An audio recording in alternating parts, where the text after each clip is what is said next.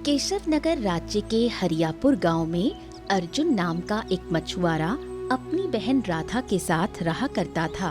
एक दिन अर्जुन जाल लेकर तालाब की ओर निकलने वाला था। भैया, आखिर हम कब तक अपना जीवन गरीबी में व्यतीत करेंगे? क्या हम कभी भी धनवान नहीं बनेंगे? अरे तू इतना मत सोचा कर राधा। देख, अगर हमारे भाग्य में धनवान बनना लिखा होगा तो अवश्य बनेंगे, कोई नहीं रोक पाएगा। और फिर तू चिंता क्यों करती है? मैं तेरा विवाह किसी भी तरह से बहुत धूमधाम से करूंगा। हाँ, चिंता मत कर तू। भैया, क्या मैं आपसे इसलिए बोल रही हूँ कि मुझे अपने विवाह की जल्दी है? मैं तो बचपन से देख रही हूँ कि आप कितनी मेहनत करते हो। सारा दिन तालाब के किनारे बैठे रहते हो और आपके जाल में बहुत कम मछलियाँ फंसती हैं, जबकि दूसरे मछुआरों के जाल में बहुत अधिक मछलियाँ फंसती हैं। दूसरे मछुआरे हमसे बहुत अधिक धनवान भी हैं। तो क्या आप जीवन भर ऐसे ही जी तोड़ मेहनत करते रहोगे?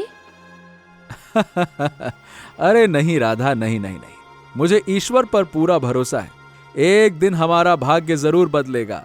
और फिर तू भूल रही है, इस गांव में केवल मैं ही तो नहीं हूं, मेरा मित्र अशोक भी है। वो भी बचपन से ही मेरे साथ मछलियां पकड़ता आ रहा है, पर उसकी भी हालत मेरी ही जैसी है। बताओ भला। चल, मैं आता हूं। इतना कहकर अर्जुन अपने घर से जाल लेकर बाहर निकल गया। अर्जुन कुछ ही दूर चला था कि तभी उसका मित्र अशोक उसे रास्ते में मिल गया। अरे ओ अर्जुन, अरे भाई, बहुत ही बढ़िया हुआ जो तू रास्ते में मिल गया। पता है, मैं तेरे ही घर आ रहा था। हैं? अच्छा हुआ जो तू मेरे घर नहीं आया। हैं? क्यों भाई, क्या हो गया? अरे बात यह है कि मेरी बहन आज फिर से वही अमीरी गरीबी वाली बातें लेकर बैठ गई। और तुम तो जानते हो, जब भी मेरी बहन ऐसी बातें लेकर बैठती है तो कितनी उदास हो जाती है बेचारी। ये बात तो तुम्हारी बिल्कुल सही है। चलो चलो भाई, चलकर मछलियां भी पकड़नी है। मछली पकड़ते पकड़ते कहो हो सकता है अमीर बन जाएं। चलो आ जाओ आ जाओ आ जाओ। कुछ ही देर में अशोक और अर्जुन तालाब के किनारे पहुंच गए और अपना जाल डालकर बैठ गए। ला ला ला ला, मछली मस्त फंसेगी, पैसा मिलेगा खूब। अच्छा अर्जुन, एक बात बोलूं? वैसे एक बात तो राधा बिल्कुल सही कह रही है। आखिर तू कब तक ऐसे ये गरीब मछुआरे वाला जीवन जीता रहेगा? कहने का मतलब ये हुआ कि मैंने भी देखा है कि तुझे ना अमीर बनने की लालसा, धन कमाने की लालसा, मतलब इच्छा है नहीं तेरी अमीर बनने की। अरे तू भी ना, पता है, मैं अपनी बहन को तेरा ही उदाहरण दे रहा था और तू खुद ऐसी बातें लेकर बैठ गया। अरे अशोक, हमारे भाग्य में भगवान ने जितना लिखा है हमारे भले के लिए ही लिखा है। और फिर अगर हमारे भाग्य में धनवान बनना लिखा होगा तो परिस्थितियां ऐसी स्वयं बनेंगी जिससे हमारा भाग्य बदल जाएगा। तो चिंता मत कर, भाग्य में लिखा है तो वही मिलेगा। अरे अरे, लगता है मिल गया। तभी अर्जुन का जाल भारी हो गया। जैसे ही अर्जुन ने तालाब से जाल बाहर निकाला, उसमें अच्छी खासी मछलियां फंसी हुई थीं। अशोक ने भी जाल निकाला, लेकिन उसके जाल में केवल एक मछली फंसी। आहा! लगता है कि तेरा भाग्य बदलना प्रारंभ हो गया है। वाह भाई वाह वाह, देख तो एकदम तेरे जाल में खूब मछली फंसी है। अब मेरा जाल देख, क्या ही बोलूं, एक मछली। अब बता, इसे बाजार में बेचूं या खुद पकाकर खाऊं, समझ नहीं आ रहा कि करूं क्या। अशोक निराश हो गया। अरे मित्र, निराश क्यों होते हो?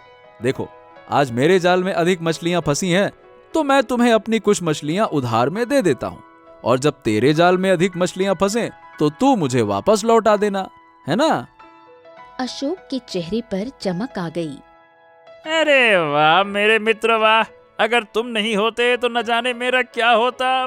मजा आ गया। वाह, दोस्ती हो तो ऐसी हो। कुछ देर बाद अशोक और अर्जुन बाजार चले गए और मछलियां बेच दी। मछलियां बेचने के बाद अर्जुन अपने घर आया और सारा धन राधा के हाथ में रख दिया। रोज आप कुछ न कुछ धन मेरे हाथ में रखते हो, जिससे केवल उतना ही अनाज घर पर आता है कि हम पेट भर सकते हैं। क्या हमारे नसीब में अच्छा खाना नहीं लिखा? मेरा भी मन करता है कि मैं और लोगों की तरह अच्छा भोजन करूं। अरे राधा, धैर्य रखो, धैर्य। जो मनुष्य धैर्य रखता है उसका वक्त जरूर बदलता है। एक दिन ऐसा आएगा कि तुम्हारे सामने बहुत अच्छे अच्छे व्यंजनों का भंडार होगा और तुम चुनाव नहीं कर पाओगी, ये वाला खाएं कि ये वाला खाएं। ये वाला खा लेते हैं पहले। पकवान इतने स्वादिष्ट होंगे कि तुम्हारा पेट तो भरेगा, मन नहीं भरेगा। बस आपकी यही बातें मेरा मन जीत लेती हैं। हाँ तो बस अब इसी बात पर जल्दी से गर्मा गर्म रोटियां बना दो, बहुत तेज भूख लगी है। राधा मुस्कुराते हुए अर्जुन के लिए गरम गरम रोटियां बनाने लगी। खाना खाने के बाद अर्जुन अपने बिस्तर पर जाकर सो गया। अगले दिन अर्जुन अशोक के साथ फिर से मछलियां पकड़ने चला गया। दोनों ने अपना अपना जाल तालाब में डाल दिया। अशोक गहरी सोच में डूबा हुआ था। ला ला ला ला ला ला ला। हैं? ए अशोक, क्या बात है भाई? आज तू गाना भी नहीं गा रहा और ये किस गहरी सोच में डूबा हुआ है? क्या बात है? अरे अर्जुन, तुम तो मछलियां पकड़ने के बाद बाजार जाते हो, फिर सीधे घर चले जाते हो। गांव में कहीं बैठते तो हो नहीं। तुम्हें क्या पता गांव में क्या चल रहा है?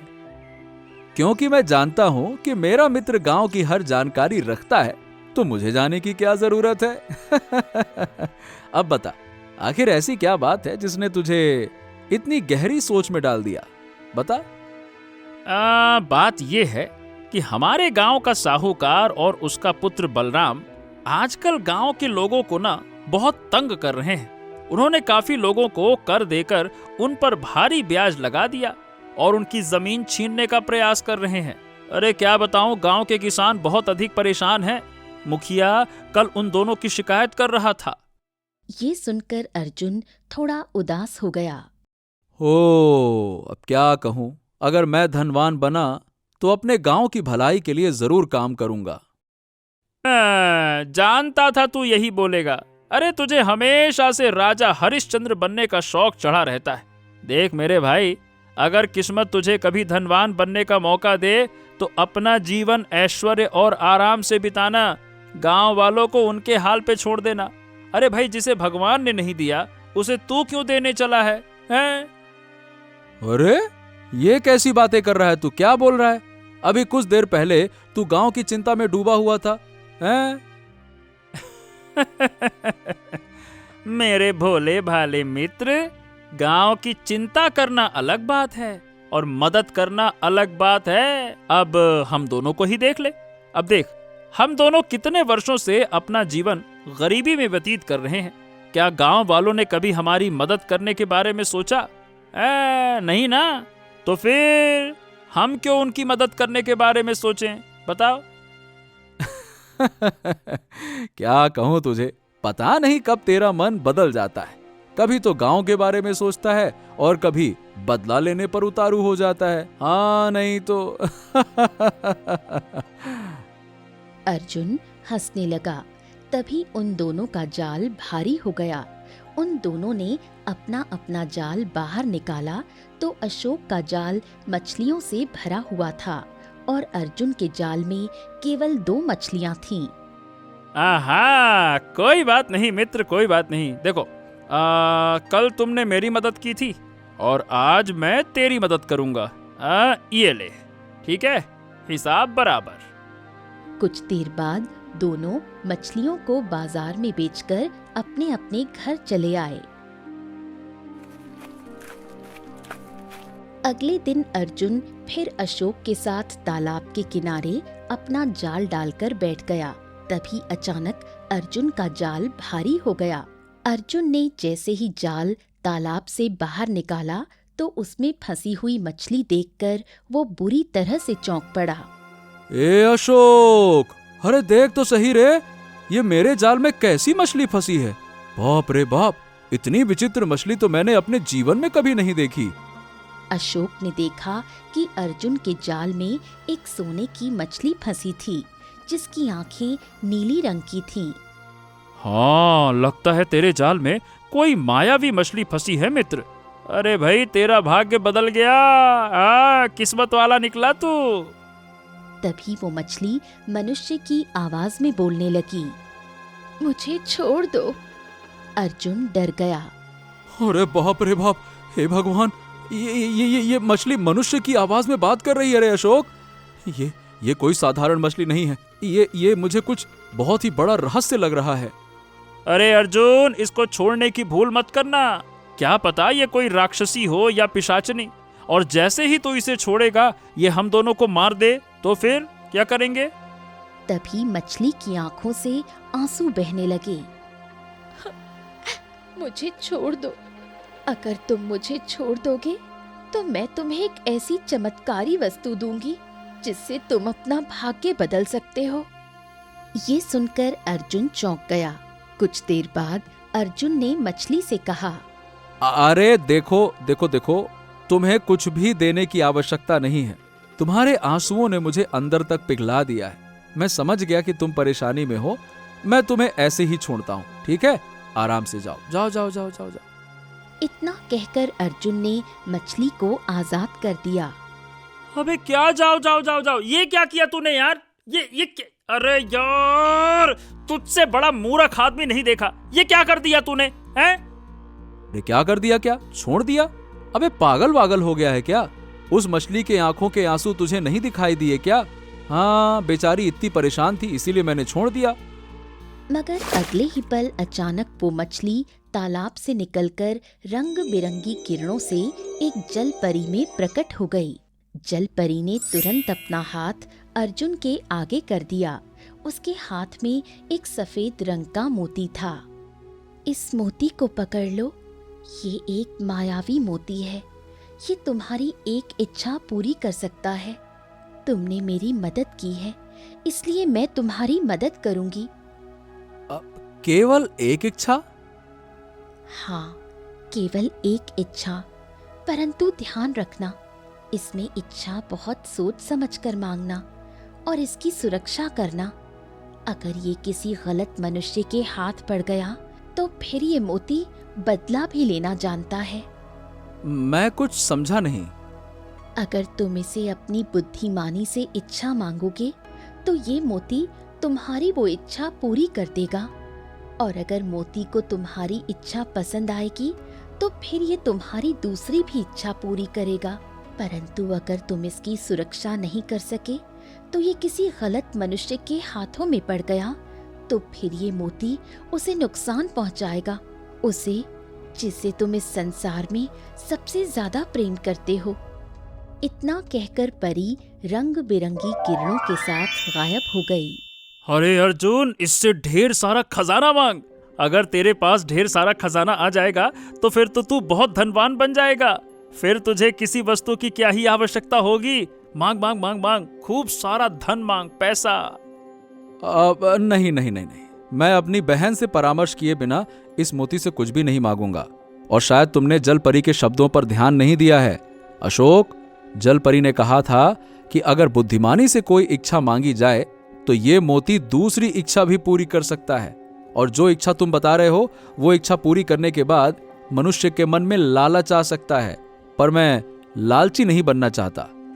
इतना कहकर अर्जुन मोती को लेकर सीधे अपने घर चला आया और सारी घटना अपनी बहन राधा को बताने लगा। राधा ये सब सुनकर आश्चर्य में पड़ गई।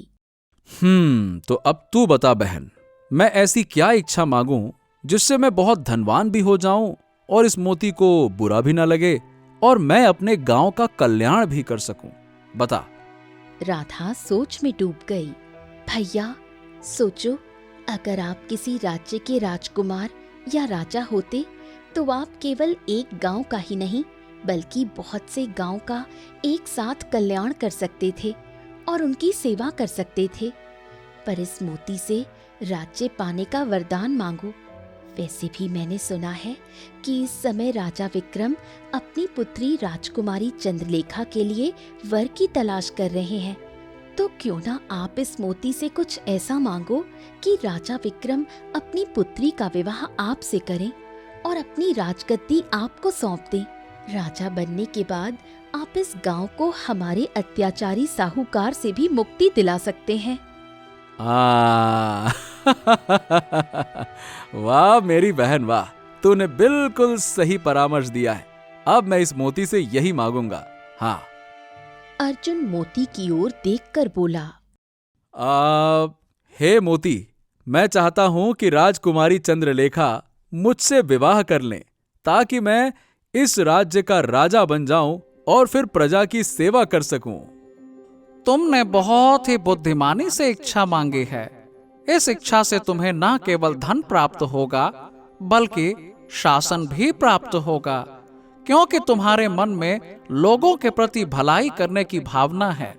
इसीलिए तुम आसानी से भलाई कर सकते हो। तुम्हारी इच्छा पूरी होती है। कल से तुम्हारा भाग्य बदलना शुरू हो जाएगा। परंतु याद रखना, मुझे किसी गलत मनुष्य के हाथों में मत पड़ने देना। अर्जुन ने मोती को अपनी जेब में रख लिया और सो गया। अगली सुबह अर्जुन फिर से अपना जाल लेकर तालाब में मछलियां पकड़ने निकल गया। तालाब के किनारे पहले से अशोक बैठा था। हाँ, तो क्या बात है अर्जुन, क्या मांगा बता ना, मोती से क्या मांगा तूने? अब मैंने मोती से इच्छा तो मांग ली है, और मैंने मोती से राजकुमारी से विवाह करने की इच्छा मांगी है। ये सुनकर अशोक के मन में जलन आ गई, लेकिन उसने अर्जुन के सामने जाहिर नहीं किया। अगले ही पल घोड़े की आवाज उन दोनों के कानों से टकराई और एक लड़की की चीख सुनाई दी। अर्जुन और अशोक दौड़ते हुए उसी दिशा में चले गए। एक राजकुमारी घोड़े से गिरी हुई कराह रही थी। आह आह, अरे अरे अरे अरे, क्या हो गया आपको? मेरा नाम राजकुमारी चंद्रलेखा है। अचानक मेरा घोड़ा बेकाबू हो गया और मैं गिर गई। मेरे पाँव में मोच आ गई है। मैं मोच सही करने में माहिर हूँ। लाई, अपना पैर दिखाइए। इतना कहकर अर्जुन ने उसके पाँव की मोच को ठीक कर दिया। राजकुमारी उठकर खड़ी हो गई। ये लो मेरा हार, मेरी तरफ से तुम्हारे लिए छोटा सा इनाम। मैं मदद करने के लिए इनाम नहीं लेता। मुझे किसी ऐसे ही पुरुष की तलाश थी जिसके मन में धन का लालच ना हो। इतना कहकर राजकुमारी चंद्रलेखा वहां से चली गई। कुछ देर बाद अशोक अपने घर आ गया। तभी वहां राजकुमारी चंद्रलेखा अपने पिता को लेकर पहुंची। राजकुमारी चंद्रलेखा के पिता राजा विक्रम अर्जुन की ओर देखकर बोले, तो अर्जुन, तुमने हमारी बेटी की मदद की। हमारी बेटी तुमसे प्रेम करने लगी है। बताओ, क्या तुम मेरी बेटी से विवाह करोगे? राजकुमारी से कौन विवाह नहीं करना चाहेगा महाराज? ठीक है, तो हम अपनी पुत्री का विवाह तुमसे करने के बाद तपस्या करने के लिए जंगल चले जाएंगे। उसके बाद तुम्हें राज्य की बागडोर संभालनी होगी, और मुझे विश्वास है कि तुम मेरा राज्य मुझसे भी अच्छी तरह कुशलता पूर्वक चलाओगे। चलो, अब तुम्हारा घर ये नहीं बल्कि हमारा महल है। राजा विक्रम अर्जुन और उसकी बहन राधा को अपने महल ले आए। अगले दिन राजकुमारी चंद्रलेखा और अर्जुन का विवाह संपन्न हो गया।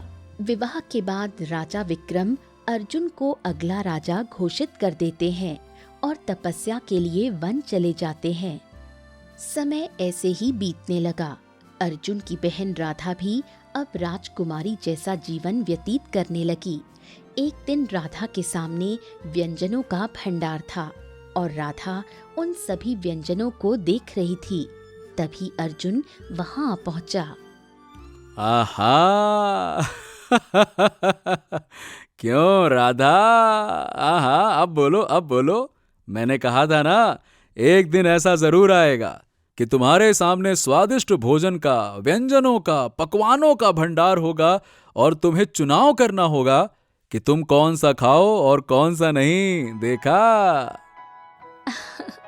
आप सही कह रहे थे भैया। तभी वहां पर राजकुमारी चंद्रलेखा आ पहुंची।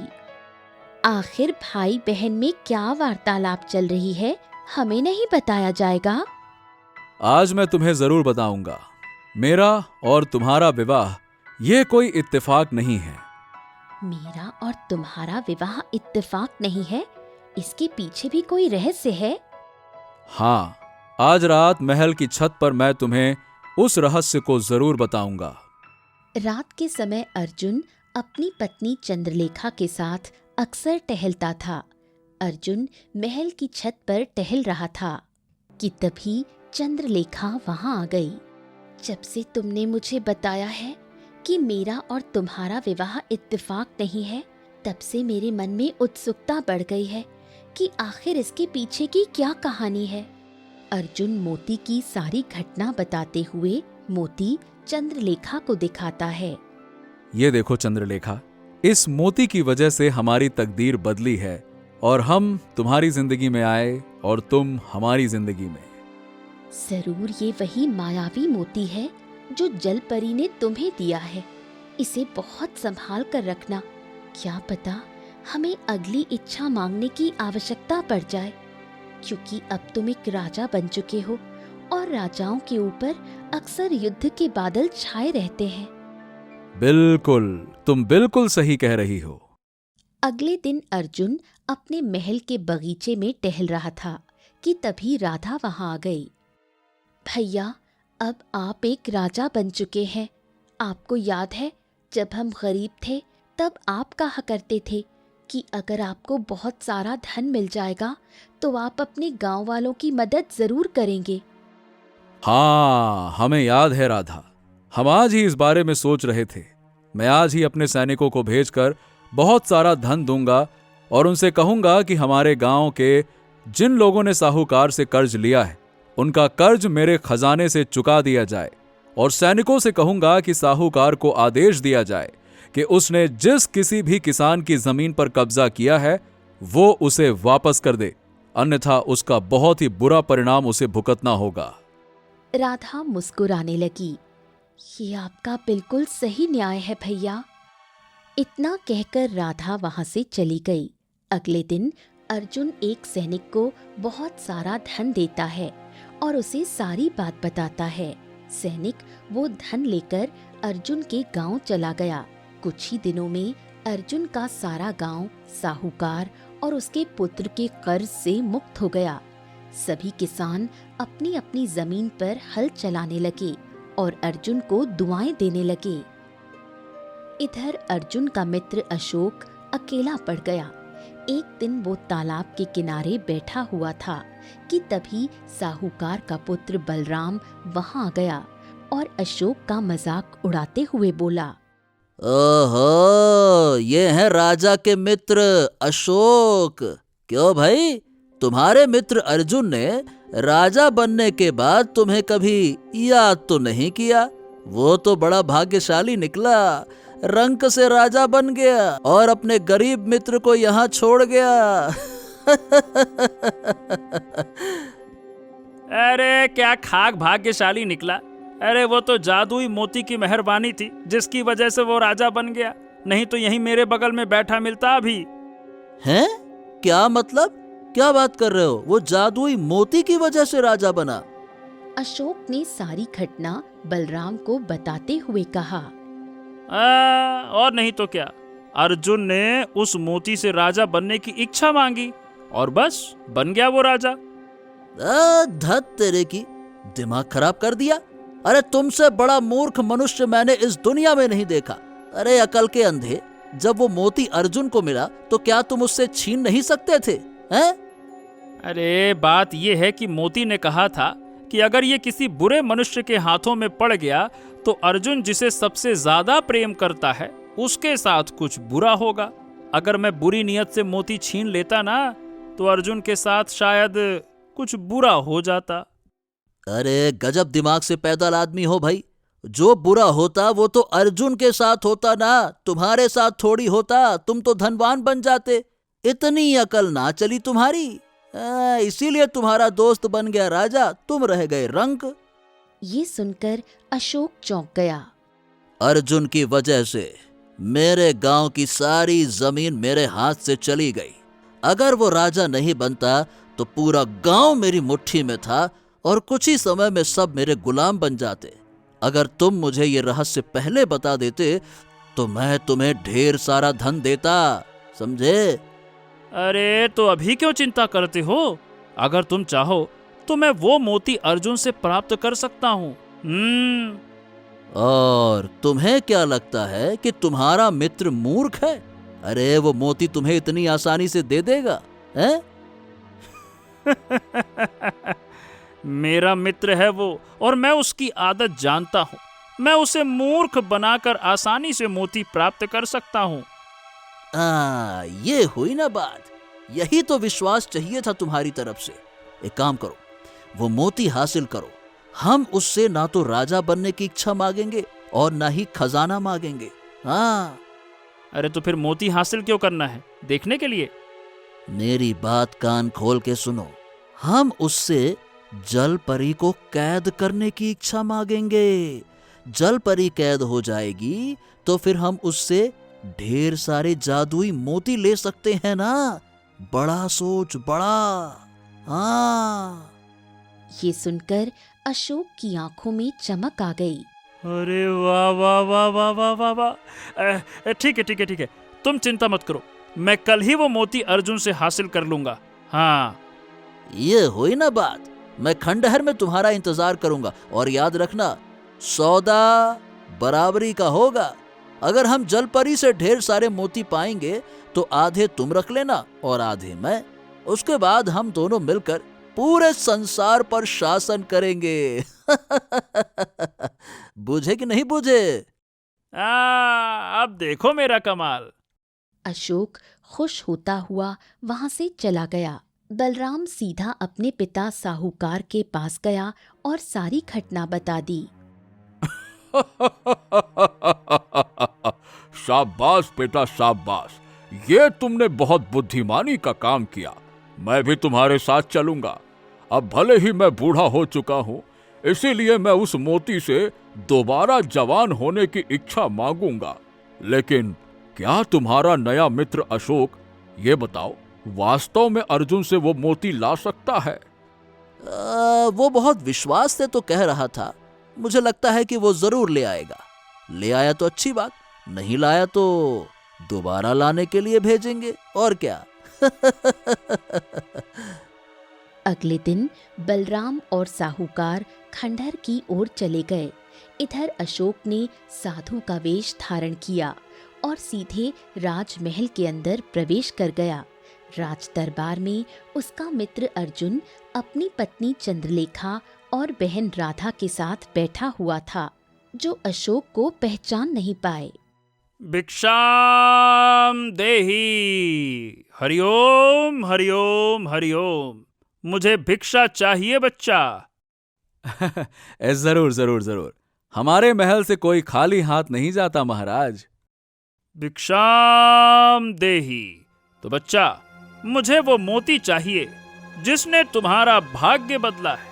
उस मोती से मुझे बहुत ही विशेष काम है। अर्जुन चौंक गया। लेकिन साधु महाराज, आपको उस मोती के बारे में कैसे पता? मैं कोई साधारण साधु नहीं, बल्कि मैं तो चमत्कारिक साधु हूँ। हरिओम हरिओम हरिओम। क्षमा कीजिए साधु महाराज, मैं वो मोती नहीं दे सकता। तो फिर ठीक है, अगर तुम वो मोती मुझे नहीं दे सकते तो मुझे भिक्षा नहीं चाहिए। लेकिन ध्यान रहे, मेरे महल से जाने के बाद मेरा श्राप तुम्हारे खानदान की पीढ़ियों को खत्म कर देगा। तुम रंक से राजा बने हो, अब राजा से रंक बनोगे। ये राज्य तहस नहस हो जाएगा। हरिओम हरिओम हरिओम। ये सुनकर अर्जुन डर गया और अपना मोती निकाल लिया। भैया, ये क्या कर रहे हैं आप? अब मैं क्या करूं राधा, साधु महाराज को देना पड़ा। अगर उन्हें भिक्षा नहीं दूंगा तो मुझे भी पाप लगेगा। इतना कहकर अर्जुन ने वो मोती साधु को दे दिया।